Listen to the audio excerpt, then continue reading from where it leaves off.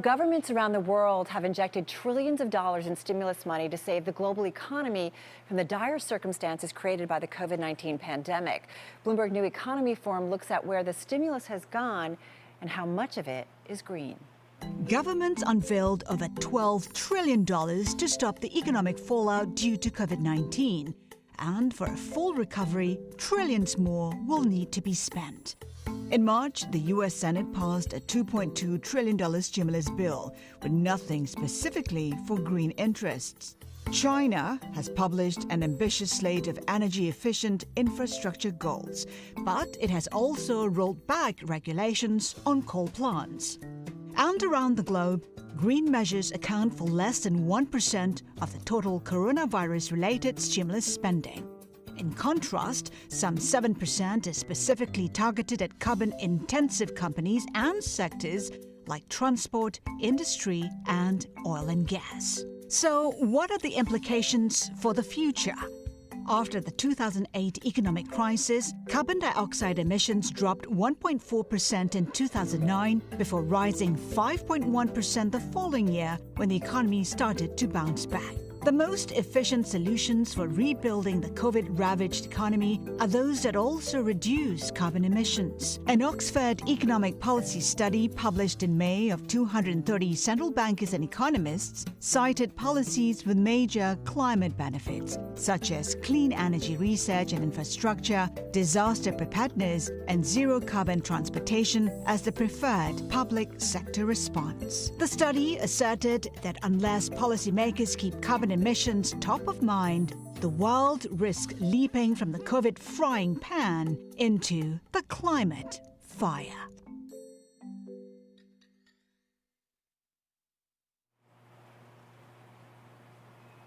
And that's what governments and policymakers have been doing. Now, in today's Global Voices, we will hear from the citizens around the world on what they expect from world leaders taking on the biggest problem facing our planet, and that is climate change.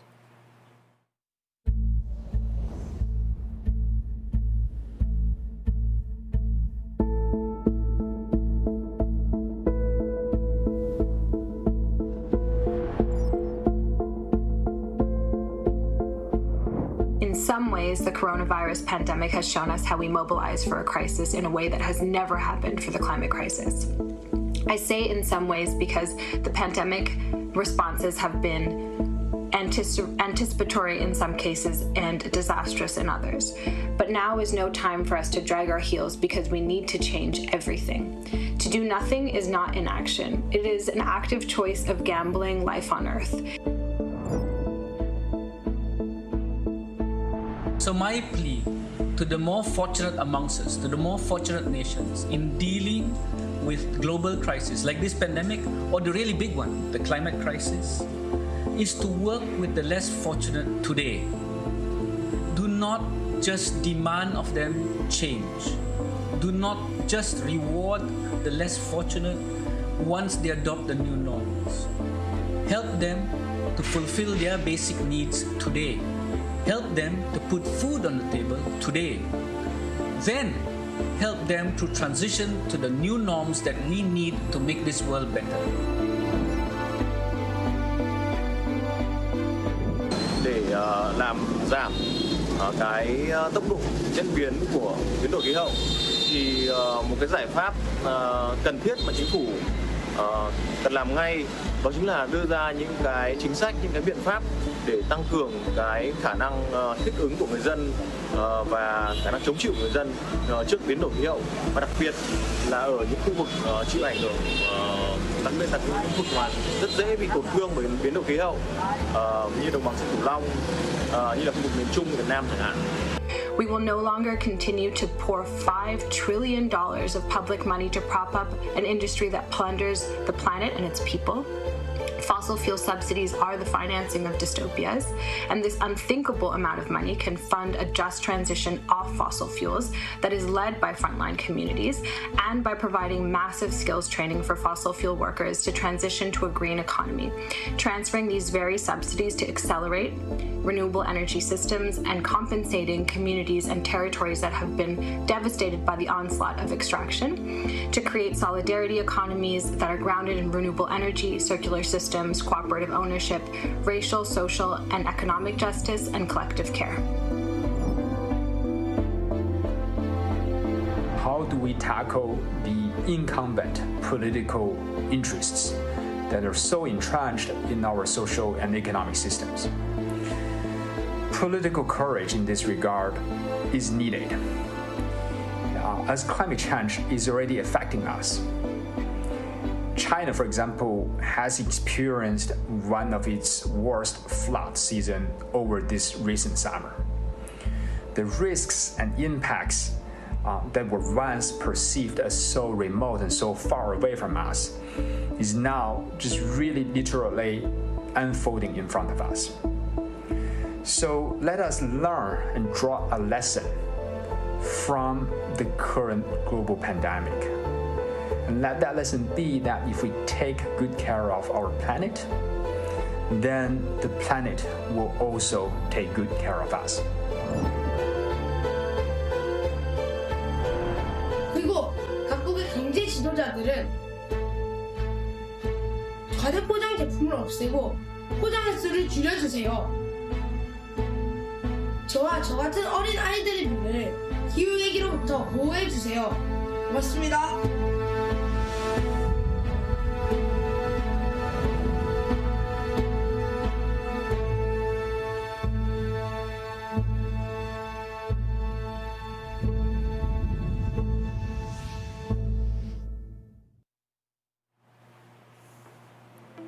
Now, with all of that in mind, let's get to our first panel on the case for a green recovery. The speakers are Carlos Brito, CEO of Anheuser-Busch, Natarajan Chandrasekaran, Executive Chairman, Tata, and Gita, Economic Counselor and Director of the Research Department for the IMF. The moderator is Aaron Rutkoff, Executive Editor of Bloomberg Green. Aaron. Hello, and thank you for that introduction. And thank you to all of you out there all over the planet for joining us. My name is Aaron Rutkoff. I'm the editor of Bloomberg Green, the new climate magazine and digital publication that we launched earlier this year. I'm honored to have such an interesting group of people here with me today. I want to remind you there in our audience, wherever that might be, that we want your insights and questions while we're having this conversation. So if you look below on the screen, below the video tab, there's an entry form. You can type in questions for our panelists. So please take a moment and do that while we're speaking. And I'd also like to begin by with a poll question that you can respond to while we're talking. So the poll question for this conversation to get us started is, should we try to green the economy through emergency response to COVID? The possible answers are no, the priority should be saving businesses and jobs. Yes, but it should be led by markets and businesses. Yes, never let a good crisis go to waste. And D, yes, but only if every country does its part. So with that in mind, I want to turn first to Gita. When my colleagues at Bloomberg Businessweek wrote about her appointment as the IMF's chief economist, it was under the headline, "The World's New Economic Growth Genius."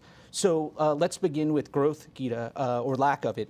Where do we find ourselves today when it comes to economic recovery from the COVID-19 pandemic, particularly at this very fraught moment where cases are rising rapidly in so many countries, but we can see effective vaccines just over the horizon? Hi, Aaron, and hello to everybody. The pandemic has had a tremendous cost in terms of lives lost and in terms of livelihoods lost. And while the world economy has rebounded from the depth of its collapse in the first half of this year, we're still far from returning back to pre-pandemic levels in almost all parts of the world. Now, indeed, there's been positive news on the vaccine front, which makes us hopeful. But that said, we still right now are living through an increase in the spread of the virus, record number of cases in the world, and that is going to impact economic activity. And also we have to keep in mind is that there will be many legacies from this crisis that will weigh on economic activity in the future. There are going to be corporates which have balance sheet distress, there are governments that have accumulated very large amounts of debt that will have to deal with those high debt issues. We have a generation of students who've been impacted by loss of schooling.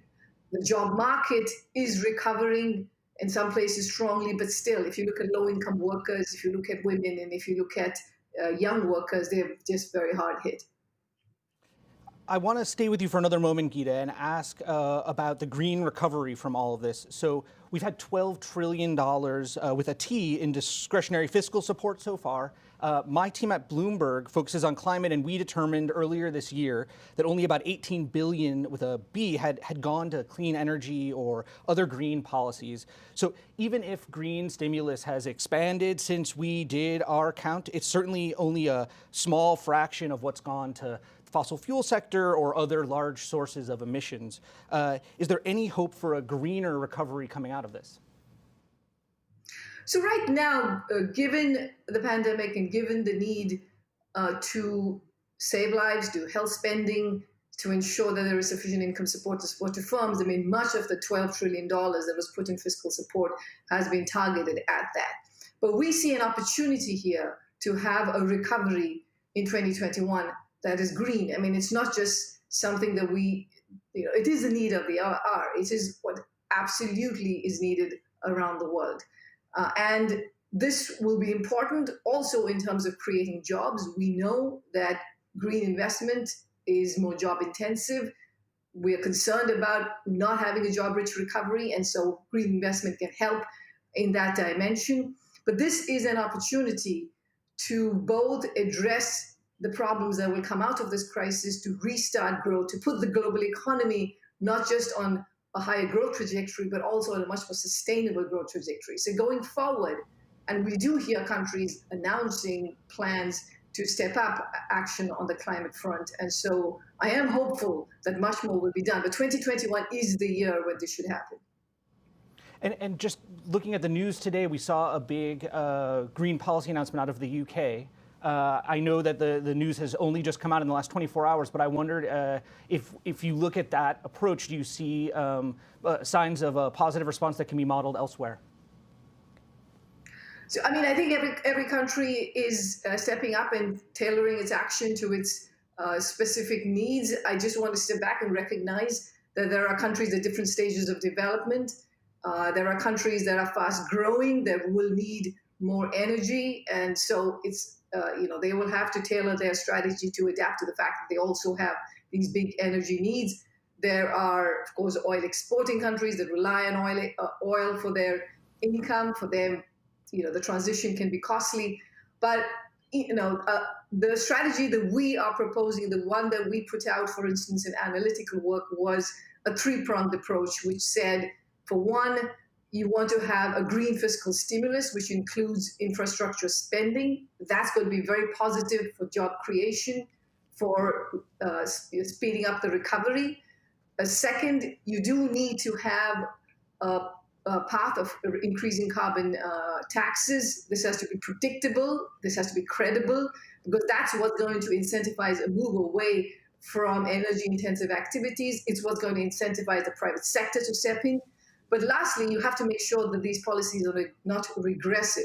So the revenues that are earned from these carbon taxes should be used to compensate low-income households who are going to be hit during this transition, because they tend to consume more in terms of energy, in terms of their consumption model, and many of them work in energy-intensive sectors. So this three-pronged approach, in our view, has the benefit of both increasing jobs, increasing output, and enabling the transition towards a higher growth path when you don't have to worry about the catastrophic risks of climate change.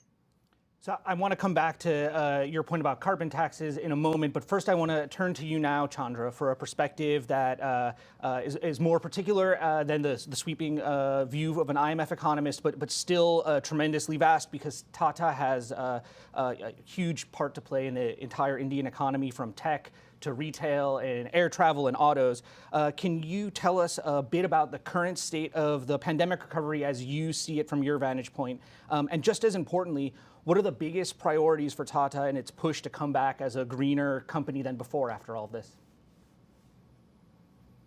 I think first let me give you a couple of points on India. I think the scale of the lockdown and the accompanying recession, technically the first one in India's history, has really put the focus on short-term getting everybody back to work and get the growth back. Literally all hands on the deck have been only focused on that one single objective of getting the economy back and also avoid any catastrophe of any kind. But the government has actually announced last week a production-linked incentive scheme across 10 sectors, where they've deliberately also focused on sustainable value chains, batteries, cells, solar PVs, and so on and so forth. And also, the government of India under Modi runs one of the most ambitious renewable energy programs, 175 gigawatt target. So there's a number of things going on in India. From a Tata Group perspective, we have a very wide portfolio, as you said. We have the new economy as well as the old economy businesses. We have 3 or 4 businesses like steel, auto, power, chemicals, and even airlines, which are into very high carbon emission. But all these businesses, we are taking very serious view towards sustainability. Our commitment is to lead this way in a significant way. Already, Tata Steel has made a commitment that they will they will be benchmarked in terms of carbon emission, low carbon emission by 2025. And then we have ambitious plans in power, which has always been a predominantly a thermal coal-based company. By 2025, we will have 60% of our capacity in renewable energy between solar and wind. And we are running one of the ambitious projects in microgrids. It's a very innovative project with each microgrid having a capacity between 30 kilowatts to 1 megawatt with a grid radius of about 2 to 3 kilometers. Can pretty much power a small village or even a small town, and households, small businesses, even public enterprises and institutions like healthcare, hospitals, and so on and so forth. I think it has got a huge potential in India. So whether it is a steel business, or business, or auto business, we have already launched a massive program towards electric vehicles. We get a complete EV network. We have put a consortium between our companies. It has been in the works for the last year and a half, and we will be expanding on that. So from our point of view, we will significantly focus, and the pandemic has only accelerated our ambition. I'm so fascinated by that approach with microgrids, and I want to ask you to expand on sort of when you're looking at the biggest parts of green priorities for Tata Group, and you're thinking about what comes next. What do you see as like the green jobs perspective among the various parts of your organization? Where in the recovery can we expect to see the biggest shifts in terms of adding greener jobs to the new post-pandemic economy that we'll see? I think there is a big difference between India and the Western world. In the Western world, your focus has primarily been trying to move from the fossil fuel dependence towards renewable energy, and that's been the focus. In India, it is about creating and meeting all our future energy needs through renewable energy. So it's a big market expansion. Our energy needs are very high. It's going to dramatically increase. That is one of the reasons that India will be delayed in terms of setting our goals. But having said that, a huge number of jobs will get created. Even in 2017, of the 500,000 jobs that are created globally, 20% of the renewable jobs. 20% of the 500,000 renewable jobs created in India. That is about 700,000 people into renewable energy only in 2015. And if you look at the market that will be created for the next decade, of about 28% of energy generation onshore and solar and solar, by 2030, we will generate another 500,000. And the microgrids can generate, depending upon scale of adoption, think. Chandra, I'm sorry to cut you off. We seem to be having a bad connection for the moment. I'm going to come back to you in a second. We're going to work on your video feed. I apologize. Brito, if I can pick up with you where we left off there, because as Chandra was saying about the difference between some Western countries that are focused on the transition out of fossil fuel and the way that it's experienced in a developing economy in India, as the biggest brewer in the world, you're in touch with communities and economies just about everywhere, going down all the way to the level of restaurants and grocers.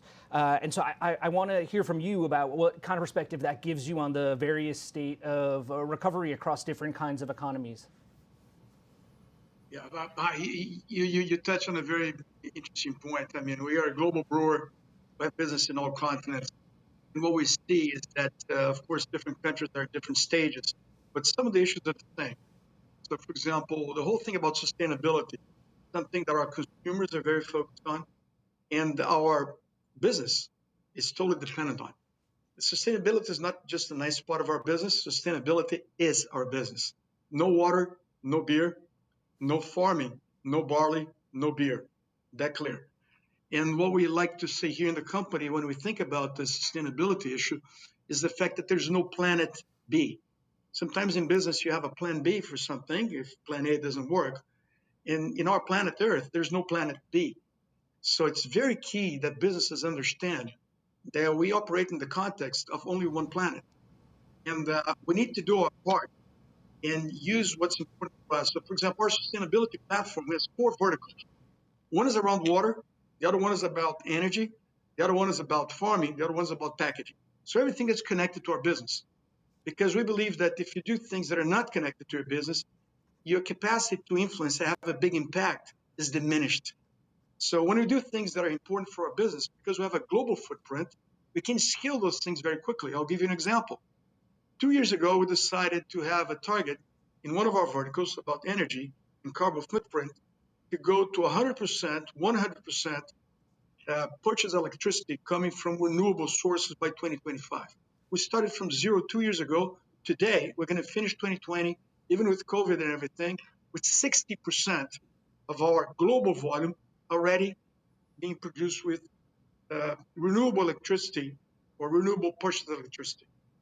So this is a big change. Water is the same thing. If we consume less water, it makes sense for us. It makes sense for our communities.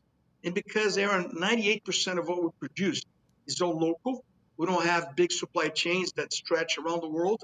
We get the water from the community in which we operate. We buy from farmers that are part of the community. We brew locally, we sell back locally. So we're very connected to our communities. And if our community is sane in terms of environment and is thriving economically, we tend to do well as well. If not, then we have a problem as they do. So we try to be always part of the solution in addressing community issues like water, energy, packaging. Half of our volume around the world is on returnable packaging. And our commitment by 2025 is to have the other half coming mostly from renewable or from recyclable plastic, metal, or glass. So, I mean, we're very conscious that we have a role to play because, again, there's no planet B. And sustainability is not part of our business. It is our business. So I want to come back and talk to you about your renewable target in a moment, but I wanted to ask while we're speaking of this, has anything about the shock of the pandemic and what it's done to your business changed your green plans? You spoke of your 2025 target, and I know that AB InBev has very ambitious goals around all the sustainability topics you mentioned. Have any of those been modified as a result of the challenges of the pandemic? No. We continue to be on the glide path towards our targets. A couple of things we learned during the pandemic. First is the power of partnerships. The issues have always been very complex when you talk about climate change, inequality, digital divide. When you talk about all these things, these are all complex issues that no one by himself or herself can solve alone. So you need partnerships. So that's one thing that came very clear for us. The other thing that came very clear for us is that we need to more and more take care of our supply chain. When you look at our supply chain and you go upstream, you have the farmers. You go downstream, you have retailers. And most of our farmers and retailers are small and medium businesses, 90% of them. So we have to take care of our farmers because they have to be competitive in this new world where water is going to be more scarce, where productivity is going to be top of mind for everybody. So we need to continue to give them techniques, right seeds, best practices, financing, so they can continue to survive because they create a lot of jobs in the countries where they operate. You go downstream, we service on a weekly basis, Aaron, 6 million retailers around the world. 90% of them, 90+% of them are small, medium business, mostly run by women. And because of the digital divide, during the pandemic, this became very clear. We had to use our technology platforms that we started investing 5-7 years ago, to help them survive the pandemic. So as to connect consumers and the retailers, so both in lockdown periods could still be connected via a digital platform. So we helped them survive the pandemic. And now that they're reopening in some countries, we're helping them come back to business by financing their first assortment of products that they need to buy. So we have a big responsibility with smallholder farmers and the small retailers that creates lots of jobs and are key for communities, because these small retailers are where most of that community will find their staples, will get financing to buy staples, to wait for the payday. So they have a social mission as well in the communities they play. And 50% of what they sell sometimes is a product. So we have a big role to play downstream, upstream. That's so interesting. I'm gonna toss it. We have Chandra back with us now on a video, and I'm gonna toss it back over to him to pick up on that point that Brito was just making. I know that as part of the ideas around a greener transition in some of the jobs that are part of Tata Group, you've spoken about digitalization, and I know you used to lead the tech consultancy. Is that something you see as playing a big factor in a kind of greening of jobs? Absolutely. I think, as you said, I wanted to make 2 or 3 points. First one is our energy needs are going to be large, and the renewable energy will grow significantly, only in terms of wind and solar, but also in terms of microgrid. And then there is a big opportunity in the whole vehicle mobility, and in the future, hydrogen and fuels. And all of this will create a lot of green jobs. In addition to the whole air conditioning, as of now, India only contributes about 5% of the emissions due to ACs. But it is, if it's a status quo, it will significantly increase to over 25% globally. And new technologies there will need to be brought in. That will create a significant amount of reduction in the carbon emission, and that will create a whole heap of new jobs. A lot of services jobs will get created. So there are multiple areas in which a lot of green jobs will be created just because of the sheer growth that we need to achieve in all fronts in India. So the story is slightly different here, because we are not trying to replace the existing fossil fuel based to renewable energy. That's so interesting. I want to stay with renewable energy now and bring back Gita. I've read IMF research into fossil fuel subsidies, and it was something that came up in the montage that preceded our discussion. But I want to ask you about something different. As part of this recovery, what should be the role of policy in stimulating demand for renewable energy sources? We're at such a dramatic turning point in the middle of this pandemic, with the costs of wind and solar now falling below those of coal and even natural gas in many parts of the world. So what's the right way to accelerate this shift as growth returns? So the response has to be one where you are first obviously making it cheap enough to switch to these alternative forms of technology. Like you said, producing these alternative forms of technology is already very cheap. But we still need more work on the storage front and on the grids. This is something that Chandra mentioned, to make sure that you can have a continuous supply of electricity coming from these alternative sources. There's much more innovation need to be done on that front. But more broadly, the government policymakers should invest in having a low carbon transportation network, providing the infrastructure so that electric vehicles can be much more popular. I mean, all of that is one of the prongs of the approach. Second, also incentivizing the shift towards moving towards alternative forms of energy is also very important. Also, subsidies for innovation so that the technology is developed to hasten this transition.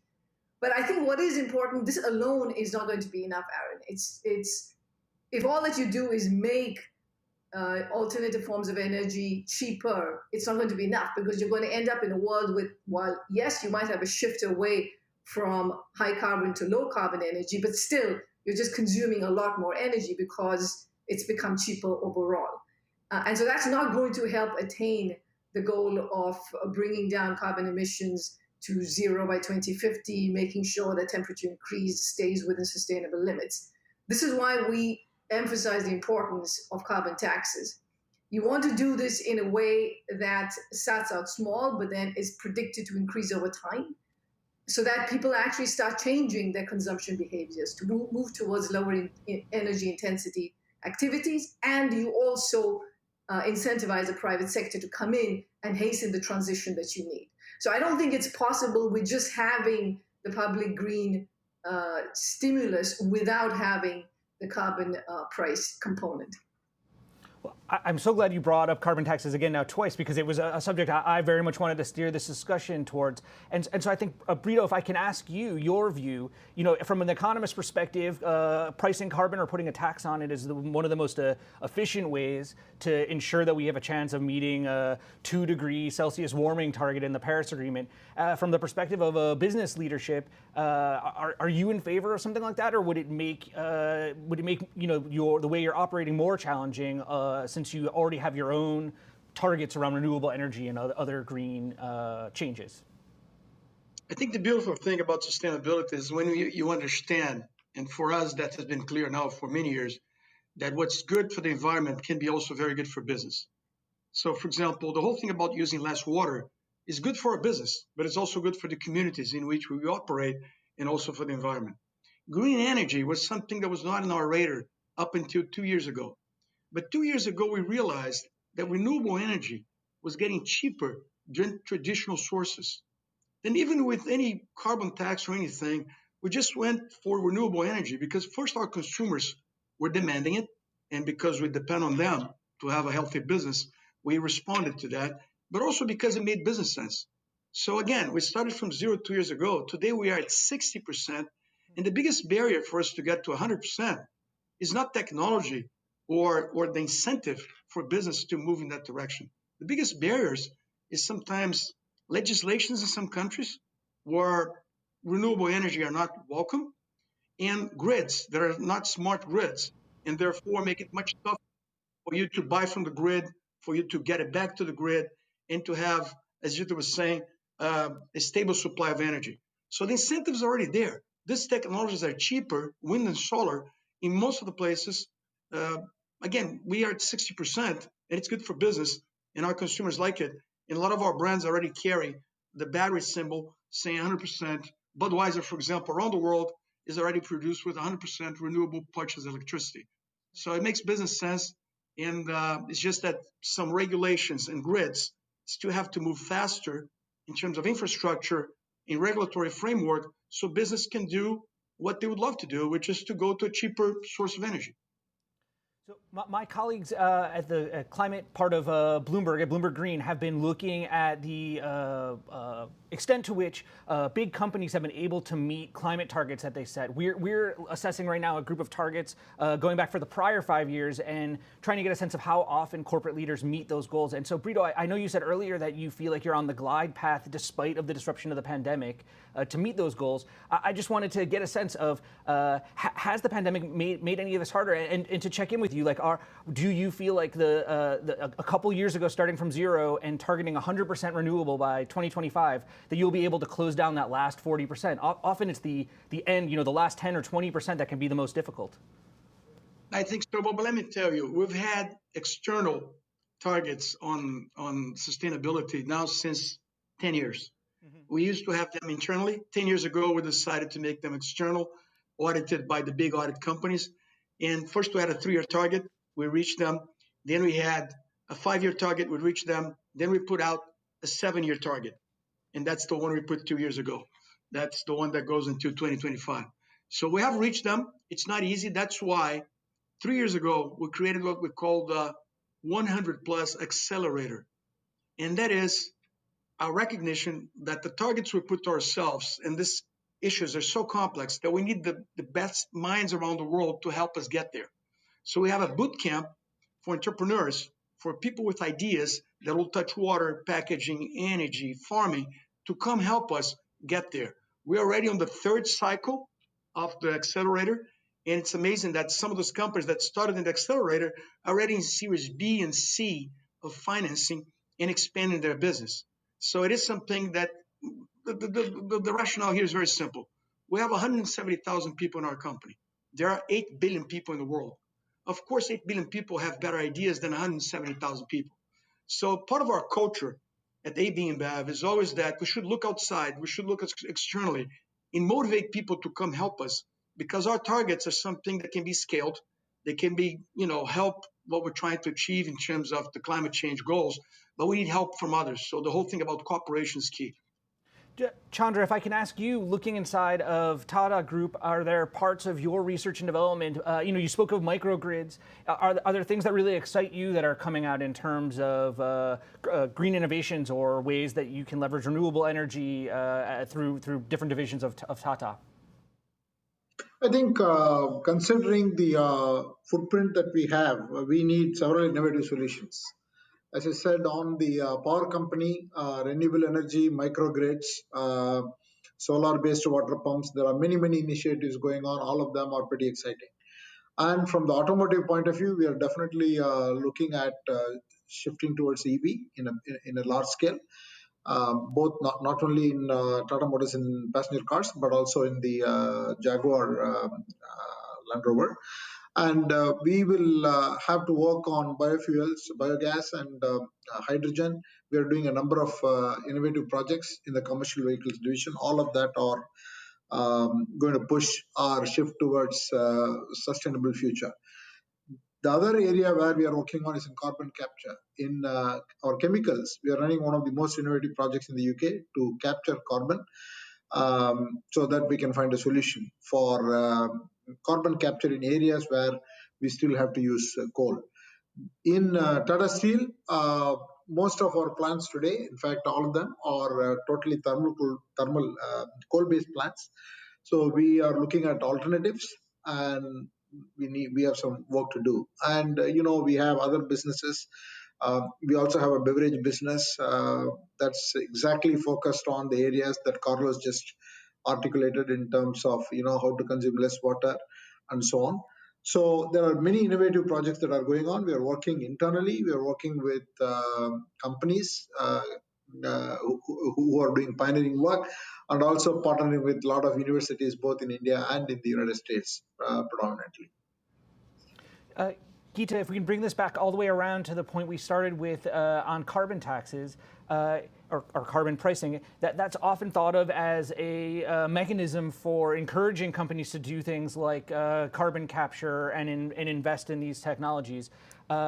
I want to ask you both for your advice or your sense of what's the right way to introduce a carbon price if that becomes something that's more widely adopted around the world. Are there examples of markets or countries that are successfully implementing this, and how do you set a price high enough to help companies both stimulate their tech transformation towards greener outcomes and also meet these big 2050 net zero targets that we've seen all over the world? I mean, indeed. Again, I think carbon taxes, carbon pricing is one of the most efficient ways to deal with the climate risks, but it has to be done smartly. So firstly, the first piece of it is to have a kind of a graduated scale. So you have an increasing path of carbon prices. This gives predictability. This helps companies prepare for the higher carbon prices that are coming in the future. So that's the first piece of it. The question is what the actual level should be. What should that price be? We had recent research that showed that $75 would be an appropriate number, but that's considerably higher than what we've seen around the world. But it's not going to be enough if one country just goes alone. One, because it's, you have a country has fewer incentives to be the first to put such a high carbon taxes in place. So there has to be a cooperative solution here. I mean, agreeing on some kind of a minimum carbon price floor, for instance, globally, would be very helpful in bringing about that transition, because otherwise, countries worry about the loss of competitiveness that their firms will face in international markets. So having a kind of a minimum price floor is one way of doing it. Now, second, I think this is very important. I think it's very important to make sure you do it right so that you have the political support for it. Now, when you put carbon taxes in place, it increases the cost of energy, of course, it increases the cost of fuel, and low-income households get hit hard. In many countries, it is the low-income households who also work in carbon-intensive sectors. So to aid the transition, what we propose is to use the revenues earned from these carbon taxes to compensate low-income households for the higher prices, and to also help with the transition of workers in these high carbon intensive sectors or low carbon intensive sectors. So you have to do that piece also to make sure that this is acceptable and this is politically viable. Brito, I want to now ask you, around the idea of big national or even corporate targets to reach net zero. Your company does not have a net zero plan yet, but your headquarters is in Belgium, very close to Brussels, where the European Union definitely has a 2050 net zero target. Does this affect you or change the way? Does that become a de facto target for you because so much of your business is in that market? How does that work? Well, first, the EU is in many ways leading that green future ideas and ideals and directives. So I think everybody's looking at the EU for inspiration. So I think that's great. In terms of our company, we like to have targets that are time-bound, measurable, and where there is a credible path to it. So, some other people out there, they put a target to 2050, 2030, 2040.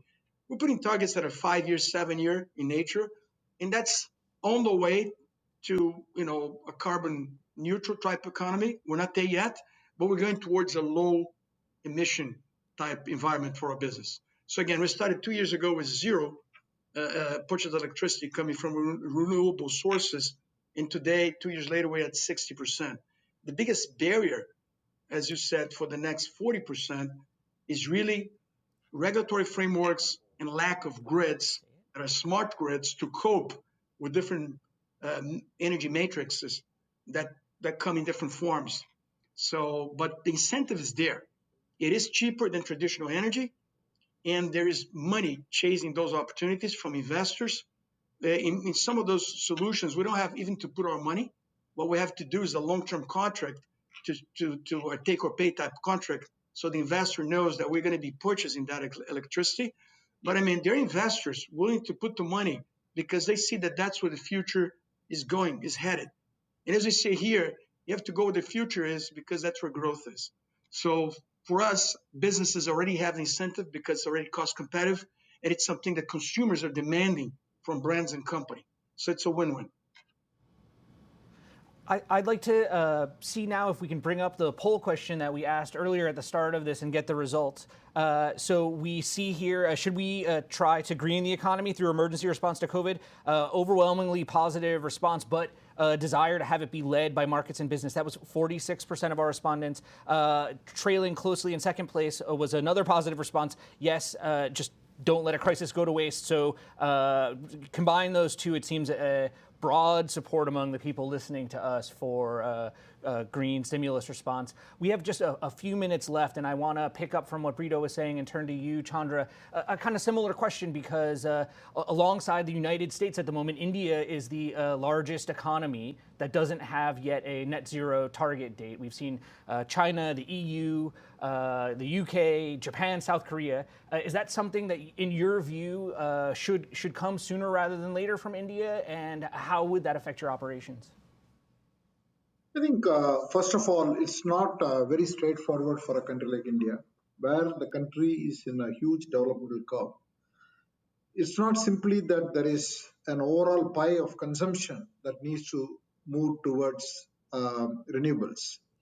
Here it is about overall consumption of energy that is going to significantly and dramatically rise for a period of the next 10, 20, 30 years as India becomes the third largest economy in the coming decade. So, but India's position has been pretty consistent from the beginning.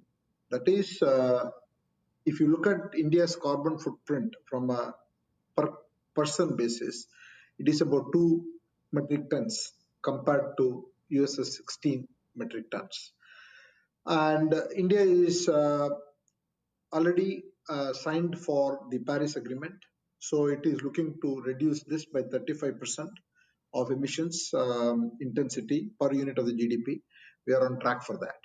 So all the commitments that India has made, that India has boarded the bus. So it may not be by 2050, but it may slightly lag. But the point is that it's taking very, very aggressive steps. And there are many more things that India can do, not only things like the renewable energy, microgrids, electric vehicles, etc. We have huge oil imports. Significantly reduce that, both by depending more on renewable energy in the automotive sector in India, and also by improving our infrastructure. Our infrastructure is also creating a lot of wastage, and that's creating a lot of excessive carbon footprint. And so there are many.